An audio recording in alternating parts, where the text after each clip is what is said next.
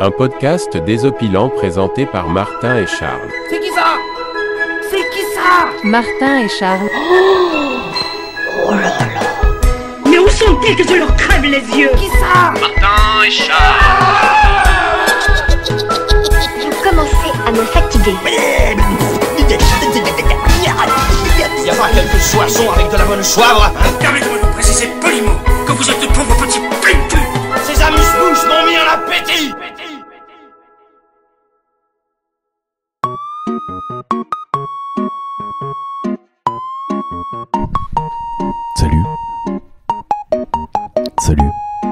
Salut les zigotos.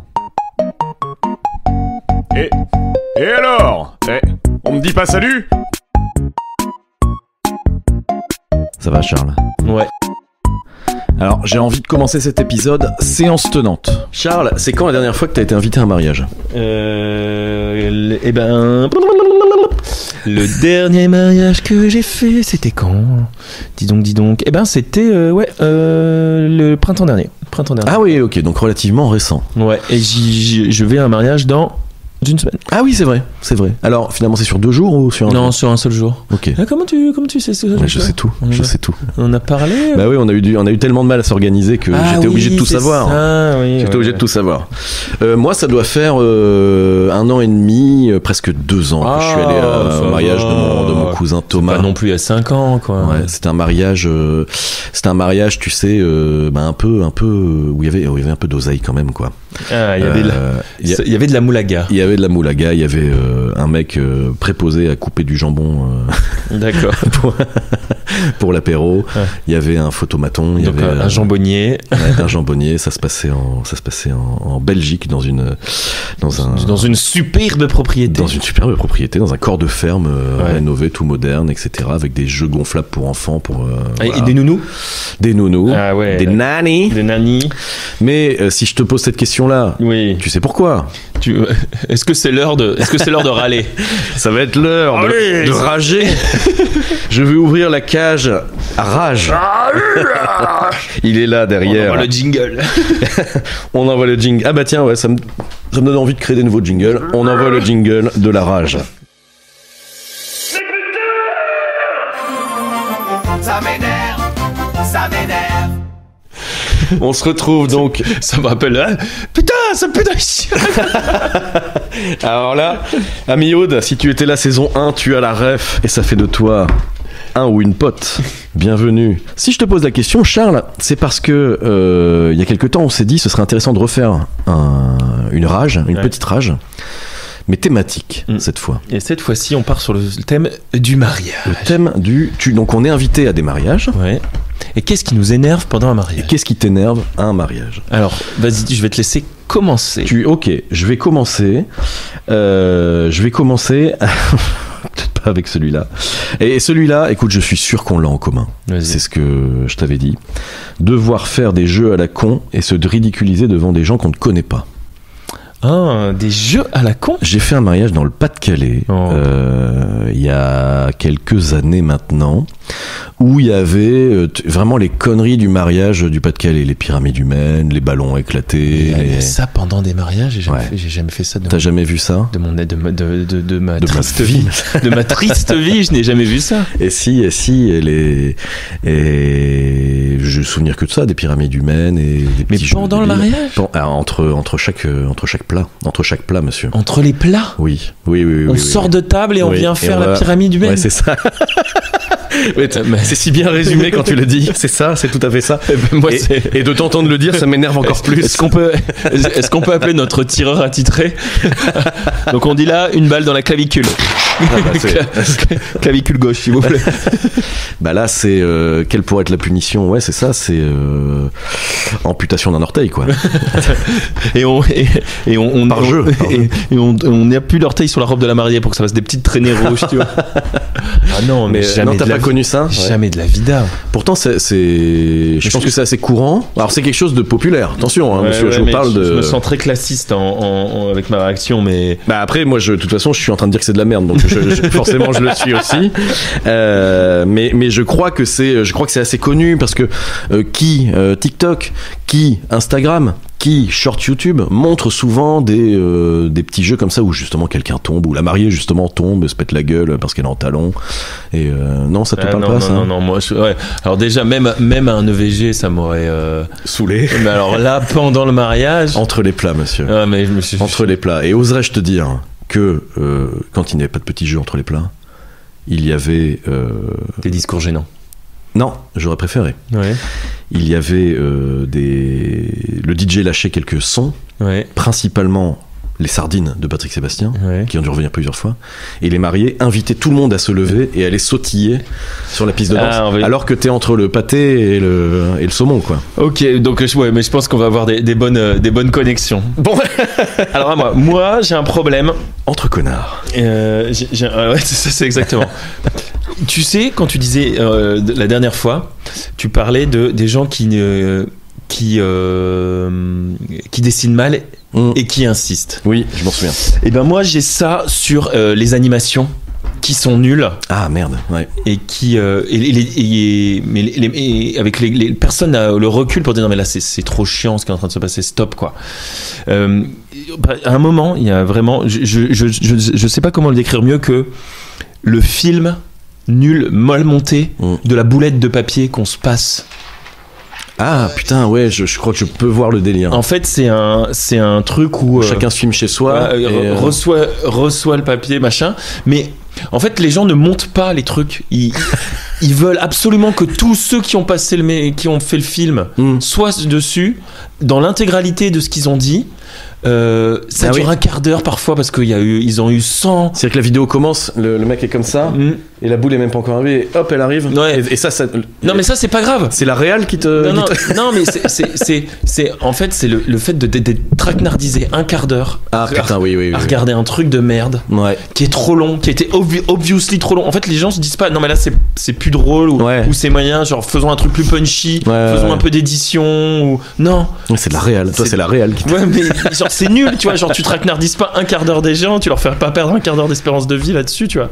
Je suis pas certain que tout le monde voit de quoi on parle. Alors, la façon dont j'imagine ton truc, c'est grosso modo, pour le mariage, le témoin dit à une liste WhatsApp et dit à tout le monde, bon, on va faire une petite vidéo marrante, chacun chez soi, vous recevez une boule de papier chiffonnée et vous la passez après à votre voisin. Vous la dépliez. Ah oui, il y a un message, ah oui, okay, tu vois, genre amour ou machin, et nous on vous souhaite de l'amour, et puis ah d'accord, ok, non, et puis tu sais, très bien.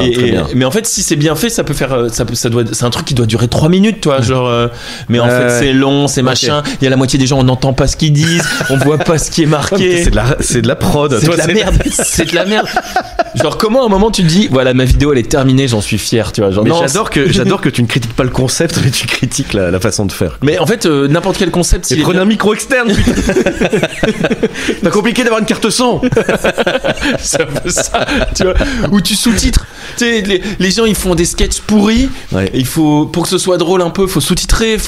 Si le son est mal pris, en fait, faut éditer sa vidéo. Les gens ils prennent leur bout de vidéo qu'ils ont reçu, ils font ça plus ça plus ça plus ça égale une vidéo de 17 minutes qui va faire souffrir tout le monde, tu vois, genre. Ça, j'en peux plus. J'adore ce qui se passe parce que moi, ce que je trouve, à mon avis, le pire dans ce que tu racontes, c'est le fait que c'est un truc qui existe. C'est ça, hein, c'est le fait de refaire un truc que t'as vu ailleurs et que tout le monde fait. Moi, c'est ça qui m'horripile. Bah ouais, il y a ça, le lip dub. Ouais, c'est ça, ouais. Inventez vos trucs. Non, mais c'est ça qui me. Par contre, tu vois, un truc qui peut être mal fait dans le truc de ce que tu dis, mais par contre qui procède d'une idée originale du témoin qui a fait ah putain j'ai pensé à un truc, ça va lui faire trop plaisir parce qu'en plus tu sais éventuellement ça connecte à un élément de vie du ou de la mariée, etc. Et bah même si c'est mal fait, je peux avoir un peu de tendresse pour ça. Par contre le truc mal fait et qui en plus est une grosse trend qui a été fait 100 000 fois avant, là c'est encore pire. Et là c'est, moi je réclame, donc je demande le sniper. Et c'est il faut qu'on lui donne un poumon. Donne un prénom. Roger. Roger le snipe. Capitaine Rage. Wesley Snipe. Ah pas mal, Wesley Snipe. Donc j'appelle Wesley effectivement et ses poumons perforés.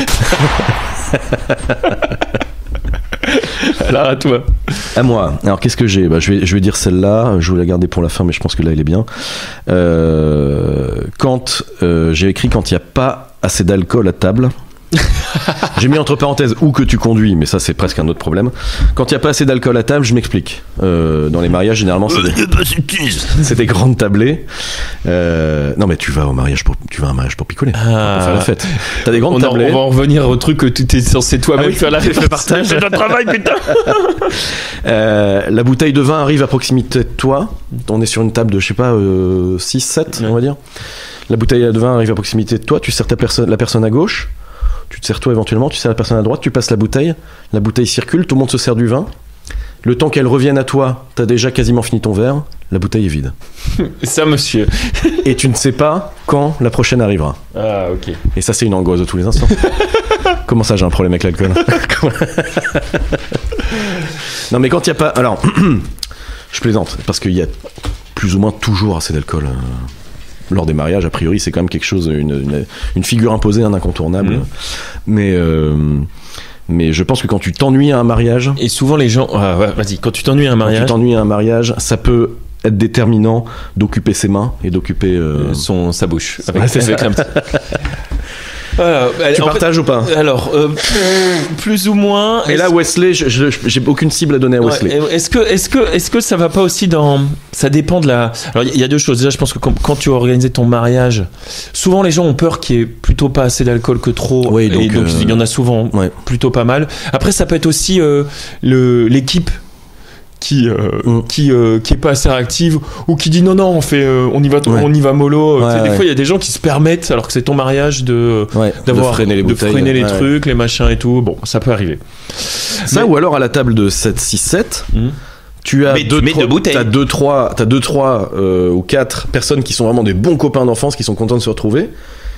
Et eux, ils y vont, et eux, ils servent plus de pinard que les autres. Et du coup, la bouteille fait même pas le tour. Là, ça serait vraiment des connards. Bah non, mais là, j'appelle Wesley. J'abats les 4. Mais tu peux pas demander une bouteille? Non, ça se fait pas. Non. Oui, par contre, ce que tu dis, c'est que par contre, tu subis cette situation. C'est qu'il y a pas un moment où tu dis, non, bah, les gars, on va rechercher une bouteille, ou tu demandes gentiment, s'il y a des serveurs, ou parfois il y a pas de serveurs, parfois c'est c'est juste des volontaires ou des amis qui font. Donc... Non, tout à fait.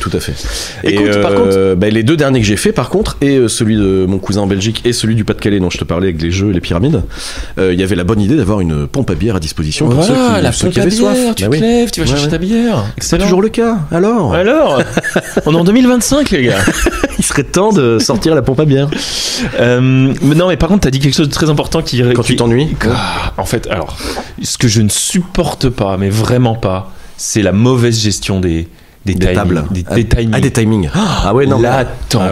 L'attente. Mais tu parles pas de cette couche temporaire. Non, ni de la femme de ton oncle. Exactement. Qu'est-ce que j'étais en train de dire? Ouais, alors le rythme. Du rythme. Et en fait, tu parlais d'alcool. C'est vraiment le réel. Allez là. On envoie les petits fours. Le sens de la fête, tu vois. Non, ouais, c'est ça. Là, je te vois bien avec ta casquette dans un siège. C'est un siège avec ton nom derrière. En fait, pour moi, les temps morts, c'est l'ennemi numéro 1. Alors, et en plus, je vais faire l'écho avec ce que tu disais juste avant. Les temps morts, et surtout si en plus il y a peu ou pas d'alcool. Et ben, moi, j'ai fait quelques mariages maghrébins. Alors dans mon mariage, moi j'avais pas de problème d'alcool. Pas de problème enfin il y avait de l'alcool quand même. D'ailleurs seulement au bout d'un certain moment, pas forcément dès le départ et tout. Mais pourquoi pas, parce qu'il y avait une teuf, il y avait des trucs, c'était machin. Mais par contre, quand tu te retrouves dans un mariage où il n'y a pas une goutte de tease, 2, on part du principe, ça c'est les trucs genre marocains, tunisiens, où tu attends, où en fait on te donne rendez-vous à une certaine heure, mais en fait ça va pas commencer avant 2 ou 3 heures plus tard, mais vraiment des trucs de malade, et en plus il y a pas de tease, il y a rien à faire, il y a aucune activité, rien n'est prévu. Moi là c'est inacceptable. C'est chaud. Inacceptable. Et la bouffe arrive, ils sont toujours à la bourre pour la cuisine, pour les repas, enfin là, genre tu pètes un plomb. Et là moi c'est moi Wesley il peut sortir l'artillerie, le tank. C'est clair. tu handicap mental. Qu'il n'en reste rien.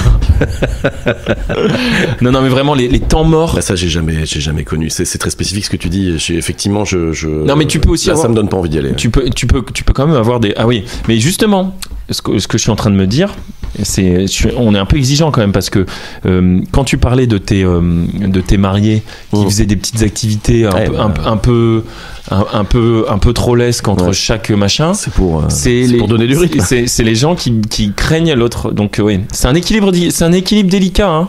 Ça va faire le pont avec ce que je vais dire en troisième lieu. Mais c'est aussi une certaine forme d'élégance. Je pense que le mariage, c'est quelque chose qui doit te représenter. Et finalement, la façon dont tu le gères, la façon dont tu le gères, culturel. En fait. Ouais. Et mais je suis d'accord avec toi. C'est le sens du timing. Moi, mon troisième truc, c'était quand la déco est cucu. Quand l'ambiance ou la déco est cucu. Ouais. Je me comprends. Je comprends ce que je dis. C'est déjà un problème. Je voulais te signaler. Vous comprenez, monsieur, c'est bien. Parce que déjà, en fait, quand la déco et l'ambiance est cucu, même si on s'arrête à la déco, c'est-à-dire que tu rentres dans la salle des fêtes et tu sais que tu vas passer un mauvais moment. Bah ouais, tu sais que ça va pas être fait pour toi, quoi. Tu vois ce que je veux dire ? Mais c'est très classiste aussi. Hein. Quoique, justement, tu pourrais trouver cucu des trucs trop apprêtés ou trop machin. Bon, moi, c'est plutôt le cheap qui me, en l'occurrence. Mais voilà. Après, je pense qu'il peut y avoir des deux côtés. Et puis, bah, le mauvais goût. Mais là, j'en reviens presque aux gens qui savent pas dessiner, qui insistent. Moi, c'est un esthétisme qui me parle pas. Et quand l'esthétisme me parle pas, je sais que je suis pas à ma place, quoi. Ouais, je prends une voix sérieuse pour dire ça alors que ça l'est pas tant, mais ouais, moi je me suis jamais pour le coup j'ai jamais été trop c'est pas un truc qui me l'esthétisme, moi ça m'a jamais choqué. Tu vois, tu peux avoir des trucs je crois que j'ai jamais dit non là c'est sûr que ça va être nul. Par contre, j'entends les gens commencent à parler et oui, ça va être nul. Mais par contre, sur la déco, non, bizarrement, il y a une base. Ça peut être d'une banalité sans nom, mais ça va pas me rebuter. Il y a jamais un truc où je me suis dit là. Alors là moi, j'arrive dans un mariage, j'arrive dans le lieu principal du mariage. Je m'attends à ce que ce soit stylé. Ah ouais. Et moi, pas trop. Le mariage, forcément, après on pense à des mariages dans lesquels on a été, mais celui de mon cousin, Belgique, corps de ferme, etc., la déco était particulièrement stylée. Et là, je suis rentré, je me suis dit, ok, là on parle. Alors moi, j'en veux pas aux gens de pas avoir trop de moyens. Tu peux faire un mariage cool, stylé, bien sûr. Ah mais absolument. Donc non, parce que évidemment, que là il y avait du fric. Récemment, j'ai fait un super mariage près du Mans dans un corps de chasse. Incroyable, enfin vraiment rien que le spot était trop cool. Nous on avait, et puis toute la famille avait des chambres à l'arrière, enfin c'était incroyable. Rien que le spot était stylé, donc tu rajoutes un peu de déco là-dessus, c'est merveilleux. Quoique, attends, j'ai un contre-exemple à l'instant. Je m'en souvenais plus, mais le mariage à Toulouse de ma copine Audrey, qui se mariait avec un mec qui s'appelle André. Audrey et André, déjà c'était marrant. Chez le grand-père du côté de Toulouse, docteur, du côté de Dr. Dre, non c'est pas ça. Chez le grand-père qui a une grande baraque, etc. Effectivement une grande baraque, mais une baraque plutôt en mauvais état, etc. Et là, le mariage vraiment avec les chaises en plastique prêtées par la mairie, les tables en bois qui se déplient prêtées par la mairie, quelques guirlandes de guinguettes avec des ampoules colorées, et des copains qui venaient jouer du tango et du bon vin, puisqu'on était du côté de Toulouse. Et bah, meilleur souvenir de ma vie. Et là, il y avait zéro budget. Et par contre, c'était extraordinaire. C'est ce que je t'ai dit, tu vois, genre l'ambiance. Il y avait beaucoup plus de budget dans le authentique. Mais il y avait beaucoup plus de budget dans le mariage du Pas-de-Calais dont je te parle, où là, t'avais les serviettes qui étaient faites en origami mal fait. D'accord, oui, c'est vrai que t'as raison. Tu peux mettre des moyens dans des trucs nuls. Ouais, c'est vrai. C'est ça, voilà. Je comprends. J'ai réussi à me défendre parce que quand je t'ai entendu commencer à en parler, je me suis dit, je suis vraiment un sale connard. Oui, non, t'as raison. Ouais, mais parce qu'encore une fois, y a une forme d'élégance dans le fait de faire, on fait un truc simple et sympa. Exactement. Okay. Et en fait, mais ça dépend aussi de qu'est-ce que ça représente le mariage pour les gens. Il y en a, ils ont cette image de ça doit être des fleurs partout, même si les fleurs sont nulles et que c'est super chargé. Ça doit être bling bling, tu vois. Tu veux dire, il faut l'accepter en fait, quel que soit le truc. Non, mais là, je te rejoins un peu. Donc, quand quelqu'un veut que son mariage soit en fait, quand quelqu'un qui n'est pas une princesse, excuse-moi, je vais féminiser le truc, mais quand c'est pas des princes et des princesses, mais qui veulent se sentir prince et princesse pour une night, mais en fait, ça coûte rapidement très cher de faire un truc très beau. Donc en fait, je vois ce que tu veux dire. Pasticher le luxe, souvent c'est une mauvaise idée. Ouais, t'as raison. T'as raison. Et en fait, mais c'est un peu dur de se dire. Je peux comprendre que pour certains, c'est un peu dur de se dire. Je ne parodie pas le luxe pour mon mariage. Je fais je pense qu'il y a des personnes qui se rendent pas compte. Ouais. Le mariage. Parce que ça, c'est la classe. Ouais, c'est ça. Et puis, attends, je rappelle, j'ai dit au début, on est dans le Pas-de-Calais. Hein. non, mais je le dis en rigolant, mais nous en sommes originaires. Hein. On rappelle pour celles ouais, tout à fait. Ouais. Nord Pas-de-Calais, mais oui. Toi, vraiment Pas-de-calais. Toi, t'es né où, toi ? Non, moi, je suis né dans le Nord et moi c'est. Ok. On n'est pas. C'est pas. Sauvé par le. Wesley avait chargé. Je voyais la sécurité. Je voyais un point rouge qui se baladait là. Ouais. Est-ce que t'en as un troisième, toi ? Ouais, moi j'en ai un troisième. On va parler, tu l'as abordé tout à l'heure aussi. On va parler bouffe. On va parler du DJ. Il faut qu'on parle des DJ de mariage. Alors attends, j'ai beaucoup de choses à dire sur les DJ de mariage. Ouais. Déjà, moi, j'adore la techno, la musique électronique et tout. Je n'attends pas ça dans un mariage. Je veux dire, j'ai la décence de dire, ok, on est à un mariage, on va mettre des sons qui ambiancent les gens. Et que tout le monde. Machin. Il n'y a pas de problème avec ça. Et peut-être qu'à 3h du mat, tu auras de la techno. Non. Ça m'arrive une seule fois et je pense pas que c'est nécessaire. Quand t'es dans un mariage, t'es d'accord pour être à la fête au village un peu, mais en mode. Enfin, et ben justement. L'orchestre de tango qui était au mariage dont je parlais a mis tout le monde d'accord et c'était vraiment exceptionnel. Ouais, bah c'est bon, ça peut être très cool. Donc, je n'exige pas un style musical à un mariage. Par contre, j'exige que les mecs mettent l'ambiance. Et mettre l'ambiance, ça implique plusieurs choses. Ça implique une gestion de la tension musicale. Faut que tu ailles crescendo une narration, dans les hits, dans les machins, dans des trucs qui fassent bouger les gens. Tu peux pas commencer par dis-moi un truc. Non, mais j'en sais rien. Tu peux pas commencer par une sardine. Non, mais alors j'ai quand même du mal sur le truc comme ça, les sardines machin. Mais tu peux, genre, y a pas de problème pour mettre de la disco, du rock qui fait danser tata ou machin et tout. Et puis, ok, moi je joue le jeu là, y a pas de problème. Mais il faut envoyer des hits. Il faut envoyer des trucs. Ce que je supporte pas, c'est les mecs qui gèrent leur set musicale n'importe comment. Genre on met un truc tout lent, on part sur de l'eurodance, un truc super rythmé, puis on repart sur des trucs calmes. Et en fait, ça change tout le temps de style. Et pour moi, il y a une gestion de la truc. Faut que ça aille de crescendo jusqu'à ce que ça soit que des trucs qui fassent bouger les gens vachement quand la soirée est bien arrosée, tu vois. Et deuxièmement, il y a certains DJ qui s'entêtent à mettre des sous-chansons. Tu vois, par exemple, si je vais te donner un exemple, on met, ils décident de mettre un peu de disco pour faire, pourquoi pas, c'est un peu funky machin, mais ils mettent pas les bangers du disco, ils mettent pas du Daddy Cool, du Bonnet M, ils vont sortir des trucs obscurs, tu vois. Pourquoi vouloir mettre des vieux plaisir? Pourquoi mettre des vieux trucs français claqués ou des machins? Non, il y a plein de gros sons disco qui sont bangers, qui vont faire danser tout le monde. Et non, il faut mettre ça pareil pour le rock. Si tu mets du rock, tu mets tous les rocks connus qui font machin. Tu mets pas des vieux rock obscurs que oui, Tata elle s'en souvient, mais c'est la seule, tu vois, genre. En fait, pour moi, il y a des. C'est pareil, tu peux même mettre un peu de Johnny si ça te fait marrer, mais tu vois, genre. Bien sûr. Mais il faut que ce soit des tubes. Ouais. Et il y en a qui en fait, c'est comme si ils vont sur Spotify ou machin, ils regardent les 10 tubes de l'artiste, ils disent non, alors ceux-là on va pas les jouer. Par contre, on va commencer directement par la position 47. Ah, tu connais pas Elle est merveilleuse. Tu connais pas J'ai remis ma ceinture en cuir de Johnny? Ah non, mais c'est la 7e chanson du 2e album. C'est une phase B.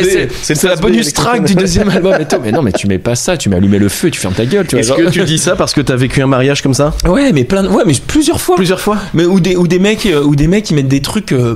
Ah non mais là, toi tu mettais ça. Là, c'était le moment de mettre, je sais pas, tu mettais, tu vois, genre. Pourquoi il a pas mis, tu vois, non, mais on voit très bien ce que tu veux dire, Charles. Je me mets à côté de là, je suis avec l'ami Aude, on te regarde avec Wesley derrière nous. Après, parce qu'il y a un truc que j'ai un peu, c'est que pour moi, il y a quand je suis en train d'écouter de la musique, j'ai souvent dire, ce qui marcherait bien maintenant, c'est d'enchaîner là-dessus, tu vois. Et quand un DJ est bien, il le fait, ou alors il fait un truc qui dit, ah ouais, ça aussi c'était une bonne idée. Puis d'un coup, changement. Pourquoi il parle là-dessus là, enfin, tu vois, genre. Ouais, d'accord. Pourquoi c'est. Ok. Donc, là, encore une fois, la position de réal. Toi, t'es dans ton siège avec ton nom à l'arrière, là, ton siège de pignon. Ça va pas. Ouais, c'est ça. Mais qui m'a foutu cette BO? C'est exactement ça. Réalisateur, tu pourrais être un wedding planner, beau gosse. Bah écoute, on a fait le tour du sujet peut-être. Et toi, donc ça, parce que ça, moi, par rapport à la musique, tu vois, t'as pas ces exigences-là? Parce que moi, vraiment, par contre, le fait que je ne vais pas entendre que la musique que j'aime à un mariage, ça ne me dérange pas. Et d'ailleurs, j'ai vachement évolué ces 10 dernières années par rapport à ça, en mode, en fait, je peux m'amuser sur n'importe quel son à partir du moment où c'est bien fait. Ouais. Laisse-moi réfléchir. Tous les souvenirs des mariages. Ah si, il y a eu un DJ, effectivement, mais le reste du temps, c'était des groupes. Ah ouais? Ouais. Et du coup, je me posais pas la question. Alors, est-ce que c'était des groupes qui reprenaient des standards ou je ne sais plus. Mais ça peut être sympa aussi. Après, je suis pas un grand danseur. Tu sais, moi, pour moi, le mariage. Je danse énormément. Mais voilà. Je suis dans le lâcher prise. Parce que moi, en fait, quand le repas est fini et que effectivement les gens vont danser, moi, je me fais passer pour un serveur. Je vais dans les cuisines, je prends une caisse de vin et puis avec les meilleurs cousins, on va dans le parc et puis on finit les bouteilles. Ah ouais, non, calme. Non. Et par contre, la musique est en fond. Ouais. Tu vois, et on voit les gens danser. Ah non, moi je danse avec les. En plus, même avec les enfants qui adorent. Enfin, j'ai dansé pendant le tango. Mais en fait, le mariage avec le tango, c'était un truc extraordinaire. Et c'est là où je me suis dit que peu de fois dans ma vie, j'avais pris de la cuite au bon vin. Enfin, j'en garde un souvenir. Alors, peut-être que c'était aussi. Il y avait beaucoup de facteurs qui faisaient que c'était le bon moment, il faisait beau, j'étais loin de chez moi. Enfin, ça dépaysait. C'est cool. Et je m'attendais pas du tout à ça. Ah oui, en plus, tu savais pas à quoi t'attendre. Trop bien. Ouais, donc puis on était un gros groupe de potes. Enfin, c'était vraiment le top. Mais c'est le seul moment où j'ai souvenir de danse. Non, le reste du temps, moi, je suis le mec avec la bouteille au fond. Alors que moi, j'attends de vouloir. Alors, est-ce que par contre, tu fais partie de ces connards qui vont chercher les gens assis en disant allez viens danser? Ah non, pas du tout. Ah merci. Jamais de la vie. Merci. Jamais de la vie, à part ma femme peut-être, mais genre mais c'est tout quoi. Ah non. Parce que ça, c'est vrai que j'aurais pu le mettre dans la liste. Les gens qui viennent chercher les gens assis. Ah non, par contre moi je peux danser seul aussi. Ça, y a pas de problème par rapport à ça. Donc si j'ai envie de danser, je danse. Point. Ouais. Bon écoute, très bien. Pourquoi je suis Tom Sawyer, toujours dans les 3 meilleurs? Pourquoi ça fume la Jack Herrera avec les monnayeurs? Pourquoi y a un dealer, schéma dans le bâtiment? Pourquoi son sac et sac à tous les frais des habitants?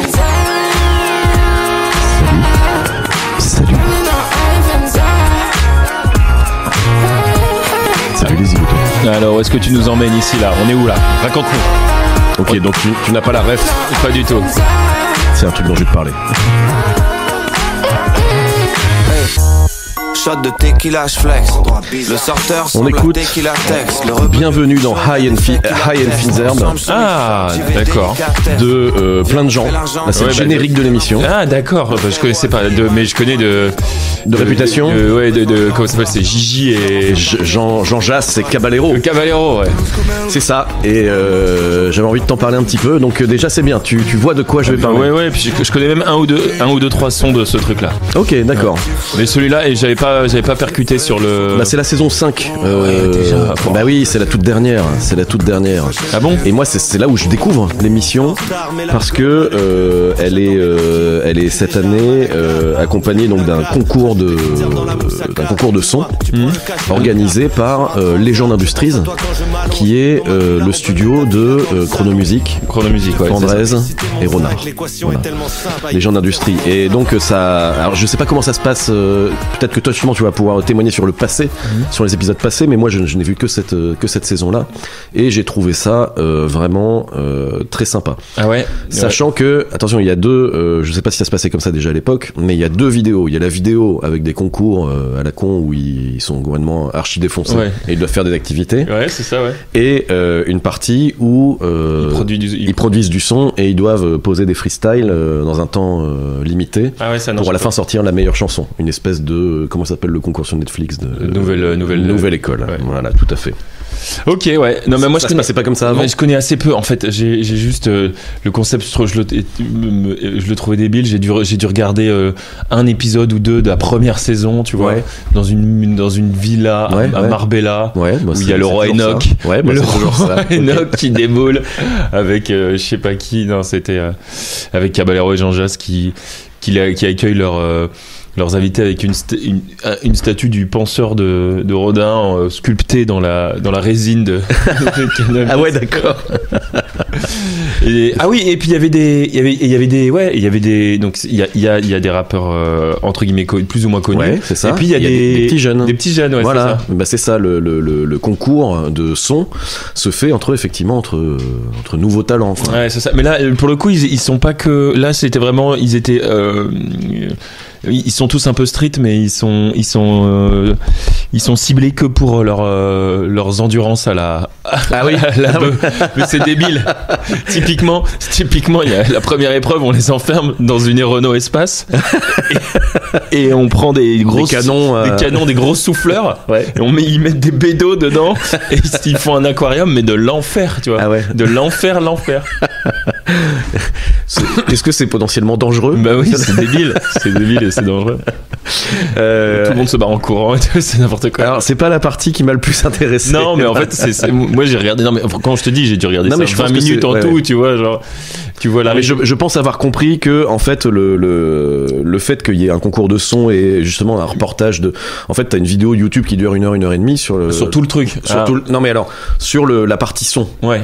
Et la partie jeu à la con à base d'herbe, c'est une autre vidéo. C'est une autre vidéo Voilà, non, c'est une autre vidéo. Ah, mais peut-être que c'est pas bête ça. Parce qu'en fait, du coup, les anecdotes un peu rigolotes ou un peu débiles, c'est 4 fois 5 minutes dans une vidéo ou 4 fois 10 minutes. Alors que là, à chaque fois, t'as un épisode de 20 minutes. Je sais pas combien il y en a d'épisodes sur la saison 1, mais tu sais, il y a du remplissage, quoi. Ah, les gars, tu vois, genre en plus. Ah oui, c'est vrai que non, mais les jeux à la con se font en épisode. T'as raison. Ah oui, c'est en épisode. Oui, parce que moi, alors, en fait, j'ai pas vraiment regardé la partie jeu. Tu vois, on est d'accord. Okay. Mais par contre, à l'époque, il y avait ils ont sorti un premier album. Il y avait un album. Ah oui, ils mettent des sons sur le. Non, mais même ils ont produit des sons, mais les rappeurs, quoi. Il y a typiquement, je crois, il y a une chanson qui me fait, bon, bref, il y a Flash avec Caballero et Jean Jass et Al Capote sur le 1. D'accord. Qui me fait marrer, ces chansons, bref. Et donc là, le son que j'ai mis en introduction, en fait, finalement c'est le générique de l'émission. C'était pas prévu qu'il fasse un truc comme ça, c'est devenu le générique de l'émission, mais c'est un son sur lequel tout le monde a posé. Absolument tous les rappeurs qui sont passés dans l'émission ont posé. Donc pour les gens qui seraient vraiment très très distants du concept de l'émission, donc effectivement c'est Caballero et Jean Jass qui sont deux rappeurs français, je crois. PXL.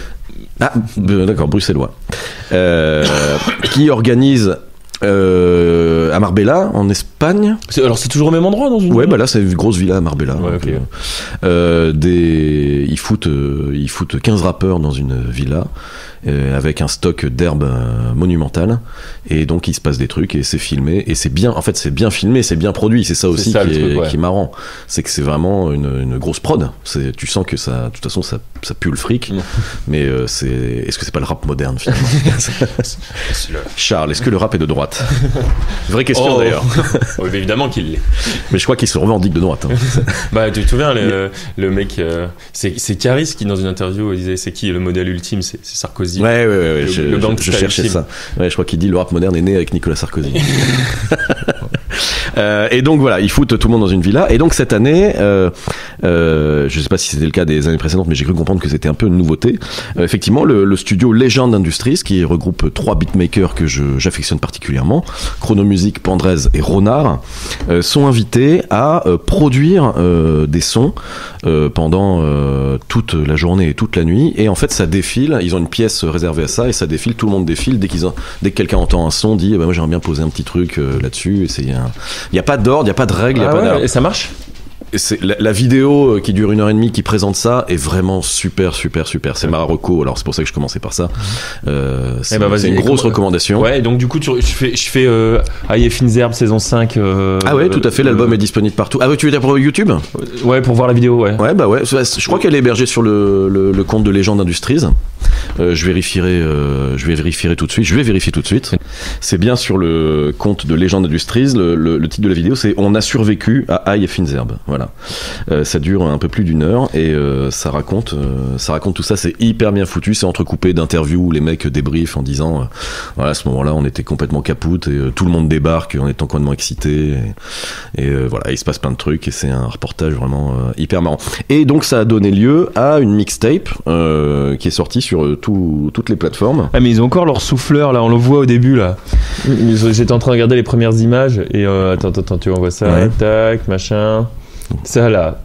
Ouais, non mais de toute façon c'est nécessairement, j'ai l'impression que c'est quand même nécessairement accompagné de défenses de ce type-là. Ça je crois qu'il y a pas de sujet. Marbella, c'est en Espagne ? Je cherchais ton approbation tout à l'heure. Ah oui, c'est Espagne. Oui. C'est près de il me semble que c'est près de Gibraltar. Ouais. Et je le sais puisque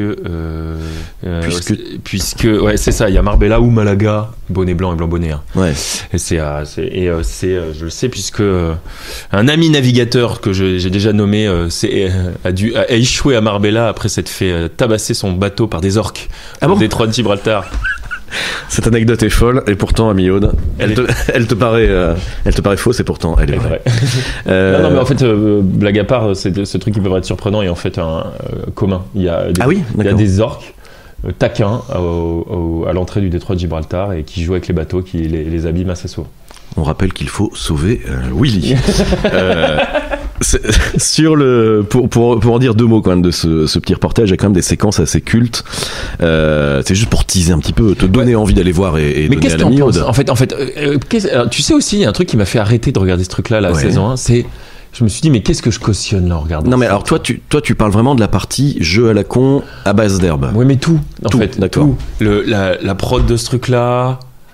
Le côté genre j'allais dire avec des mecs, mais non, c'est pas vrai. Il y a quelques nanas. Ouais. Il y a quelques nanas, pas assez, mais il y a quelques nanas. Et tu vois la thématique que c'est des bonhommes qui se foncent qui font les gaillards, qui posent du gros rap sale et en plus qui claquent la thune d'une prod comme tu disais pour faire des trucs à la con.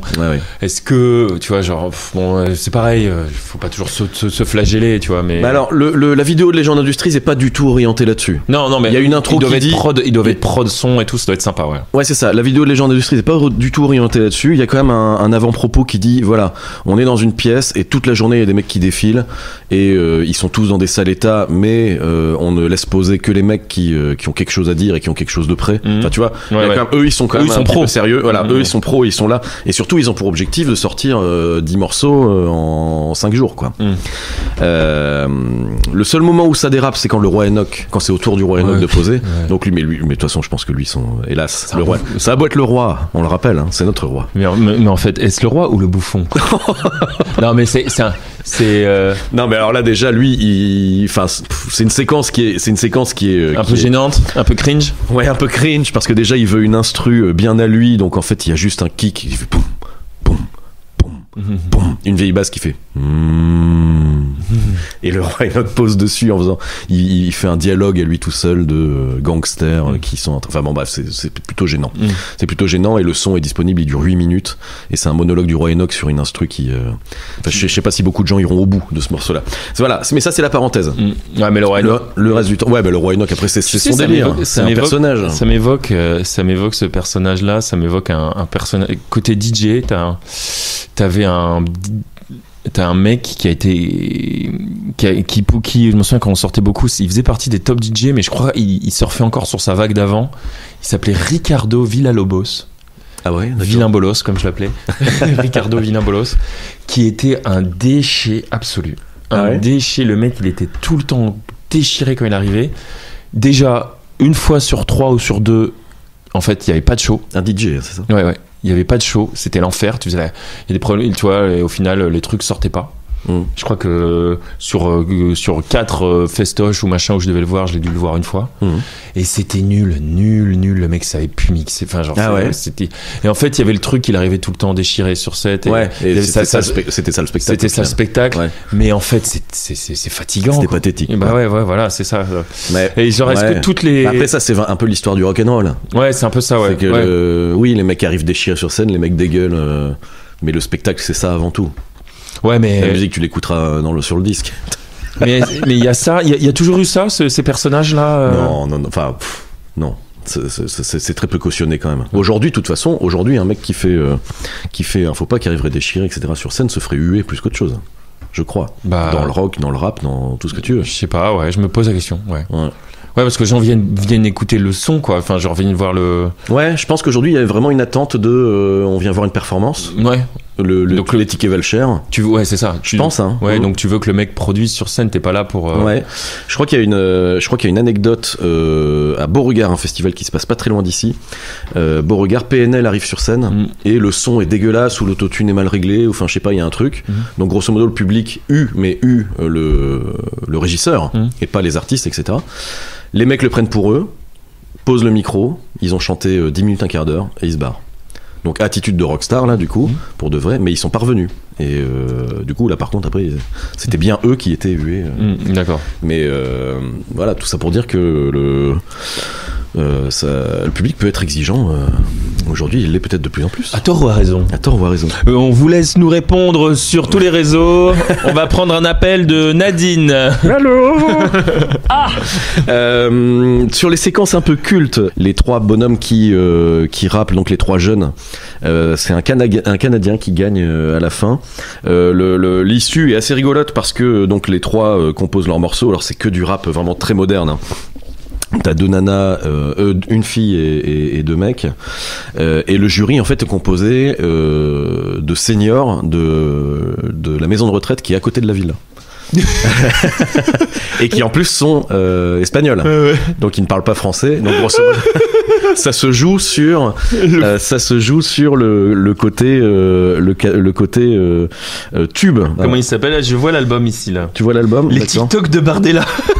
Ah ouais, alors ça c'est un des morceaux qui est présenté. Ah, il y a Oxmo Puccino. Ouais, bah il y a des belles rostas. Okay. Il y a un passage aussi assez sympa dans le reportage qui est très court parce que je pense que le moment est très court. C'est Rimka qui arrive et qui pose un couplet. Et il y a Joke Air, je vois, qui était le gagnant. Ah oui, d'accord. De la saison 1. D'accord. C'est un. Pareil, c'était pas un Bruxellois, lui, ou un truc comme ça. Ah, c'est possible. Et on écoute tout de suite le morceau L'Or de Zoro Slice, qui a gagné le concours.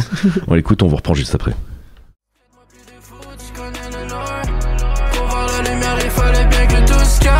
Pour voir la lumière, il fallait que tout se casse. Les mains et ma head, j'ai pas de force, ils sont trop néfastes. Les dos dans la bouche, si tu vois ça, il faut que je m'échappe. Vis la vie à fond, c'est pas trop long avant qu'on s'efface. Get out the way, c'est mon spot ici. Je vais pas le laisser trop longtemps, je vous invite à aller l'écouter, il est assez sympa. Et à moi, c'est pas du tout ton truc. Du tout ma cam. Moi, c'est pas supportable ça. Moi, Est-ce que tu peux comprendre quand même que des vieux espagnols, des seniors espagnols, se soient levés et se soient mis à faire des petites danses? Ouais, mais voilà, parce que ça peut ambiancer. Pour eux, non, mais je vais pas voir. Ils n'ont pris que la mélodie, c'est ça que tu veux dire? Ils n'ont que le. Ouais, non, rien, mais j'allais faire un gros cliché, mais.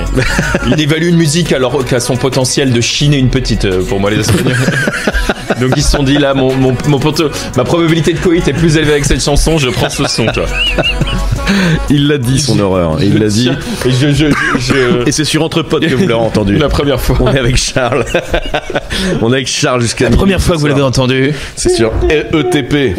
Petit aparté, il y a une tache de je sais pas quoi sur ta feuille qui est peut-être importante. Il s'agit du café et cette feuille n'est pas importante. Donc non, mais c'est juste pour voilà. C'était pour teaser un petit peu et pour illustrer mon intervention. Par rapport anecdote à part, tu aimes bien ce type de prod? Ouais, alors. Moi, je vais revenir sur quelque chose que j'ai déjà dit, c'est qu'à partir du moment où j'ai une histoire avec le morceau, moi j'ai tendance quand même à bien aimer. Et là, du coup, le reportage fait qu'il y a une histoire derrière ce truc-là, donc je ne sais pas quel aurait été mon sentiment si je l'avais découvert brut de pomme. Ouais, parce que j'allais regarder moi ce que j'aimais, un son que j'aimais bien, et leur Infinity Arm, ils ont vraiment fait un par an, hein. Donc là on est en 2020, il y a premier, donc c'est pas si vieux, tu vois, genre, mais les prods ont déjà tellement changé entre 2020. Mais c'est surtout que là c'est un studio qui a sa patte. Les gens d'industrie, c'est vraiment des mecs qui. C'est ça, ouais, peut-être. Et il y a un truc qui m'a un peu fasciné quand même dans ce reportage, et là c'est peut-être lié aussi au fait que moi je fais de la musique, donc ça m'a particulièrement intéressé. C'est que je me suis aperçu que dans le rap, je m'étais jamais posé la question. Peut-être que ça me serait venu instinctivement si je m'étais posé la question. Si t'avais dû commencer à produire ou essayer, ouais. C'est pas tant sur la production, c'est la façon dont les mecs écrivent et posent. C'est-à-dire qu'en fait, ils n'écrivent pas. J'ai le sentiment qu'ils n'écrivent pas sur place. Ils ont ce qu'ils appellent des 16 dans leur note iPhone. Ouais. Et en fait, ils s'en servent, ils écoutent une instru et ils parcourent leurs notes et ils regardent ce qui marche dessus. Ce qui marche dessus. Ouais. Mais à aucun moment ils vont se dire ce morceau m'inspire telle thématique. Voilà. Non. En fait, ça j'avais déjà vu. Ouais. Alors moi j'avais déjà vu je sais plus qui qui avait toujours un petit carnet, mais maintenant évidemment c'est les iPhones. Et t'as raison qui déroule les iPhones. Tu parles de Eminem peut-être. Mais non, je sais plus. Mais c'était y a pas. Mais bref. Et effectivement ils ont des punchs. Ouais. Ils travaillent des thématiques, ils ont des punchs. Des fois, je pense que c'est des mecs en permanence. Ils sont en train de noter des trucs. Ils sont en train de faire leur vaisselle et puis ils disent et ça c'est pas mal ça. Nanana. C'est ça, ouais. Hop, ils le notent puis ils attendent de voir des 16 parce que c'est quoi, c'est des alexandrins. C'est des 16 parce que je crois que ça se découpe en 4 4x4, enfin j'imagine que c'est un truc comme ça, mais en tout cas le terme technique ça a l'air d'être le 16. Et je dois dire que j'ai été assez surpris, que ça m'a un peu interrogé aussi sur le fait de finalement c'est complètement déconnecté de ce qu'on te propose. Le morceau peut être bien in fine, mais en fait la construction est un petit peu bizarre parce que c'est pas la rencontre d'un compositeur et d'un parolier, tu vois, c'est plus la rencontre d'une instru et d'une note iPhone. Et ça m'a un petit peu interrogé. Je sais pas si j'aime bien, mais en même temps, ça, vu que c'est quelque chose que je connais pas bien, ça m'intéresse forcément. Mais après, c'est un exercice particulier parce que tu vois, c'est.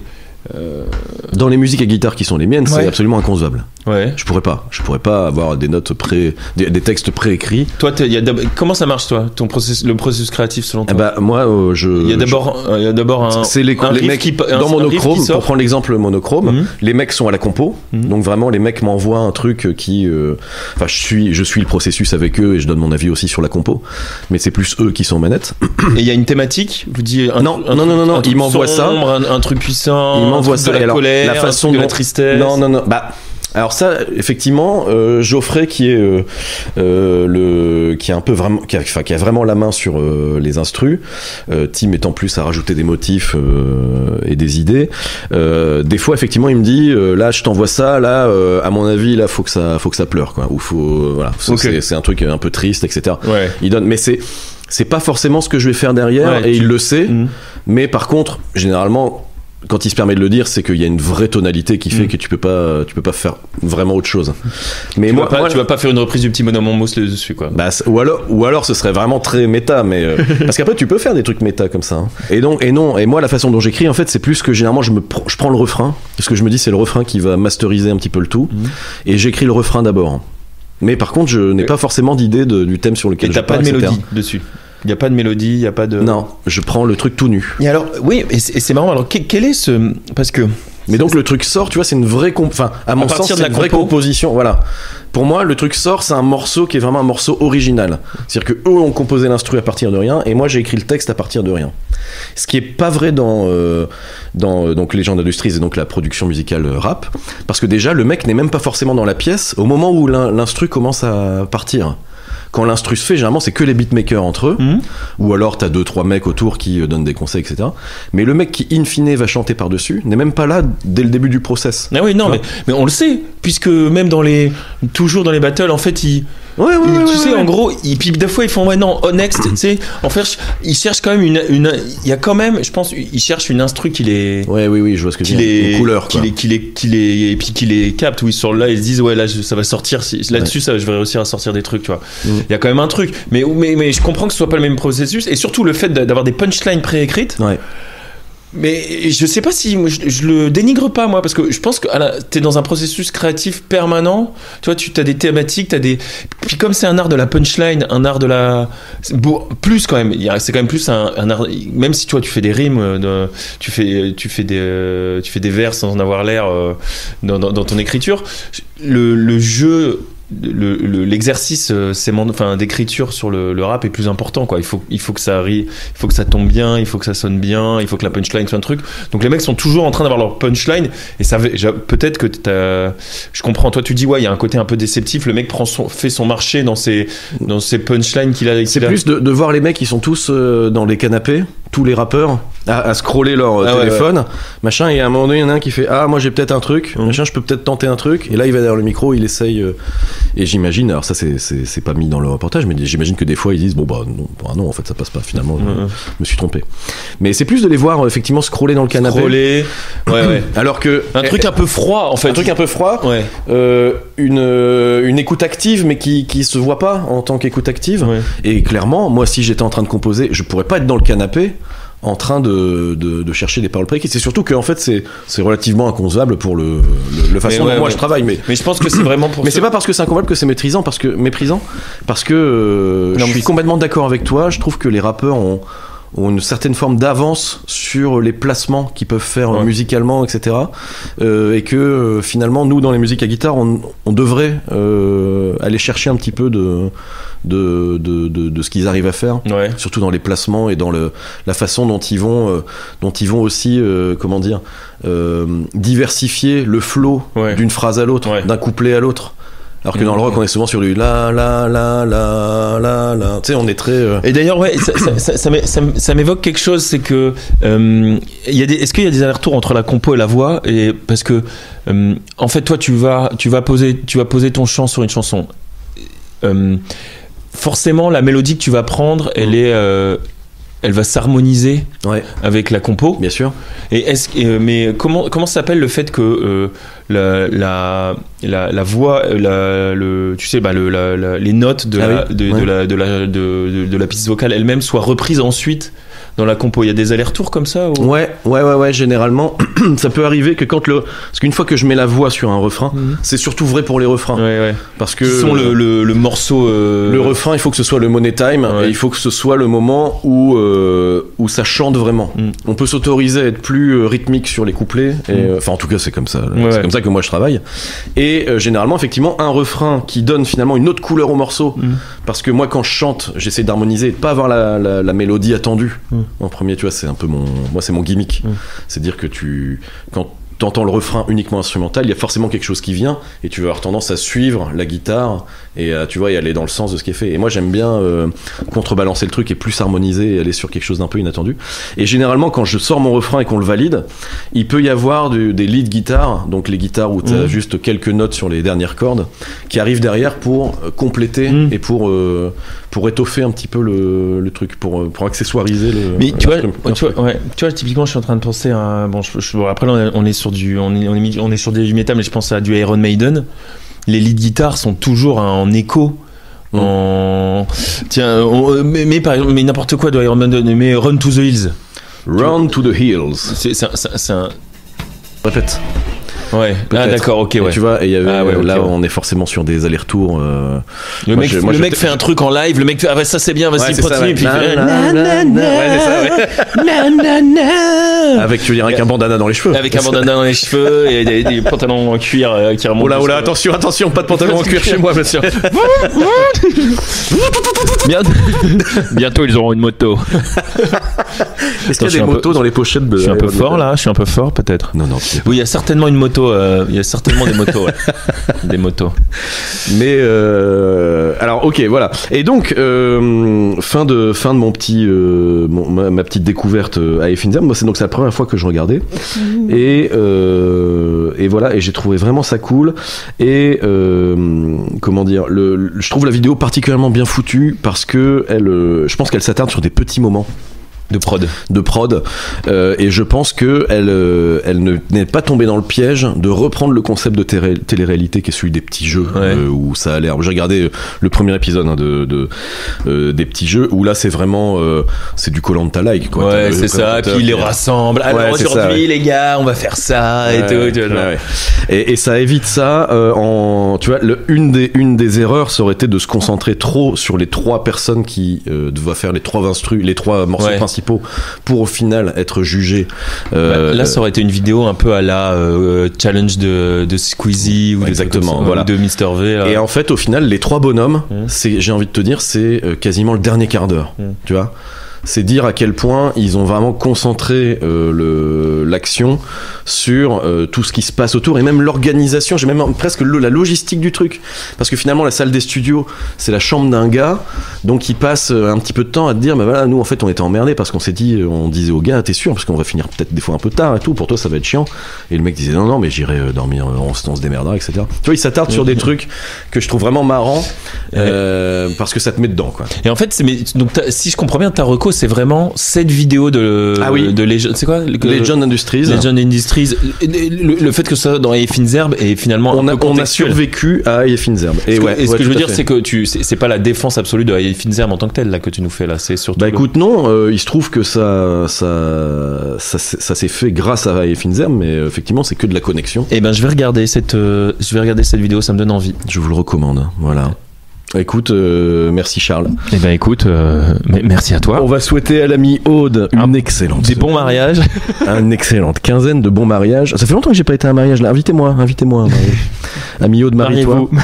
Marie-toi et invite-moi. Et Charles peut faire le DJ du coup. T'auras compris qu'il y aura que du Bonnet M et du Johnny. Oui, car j'ai pas le droit de mettre de musique électronique. Alors je m'exécute. Ouais, mais non, c'était cool. Très bonne quinzaine à l'ami Aude.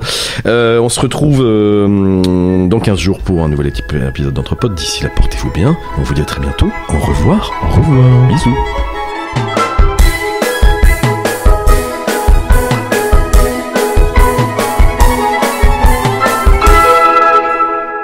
Alors ça, c'est du bon Minervois.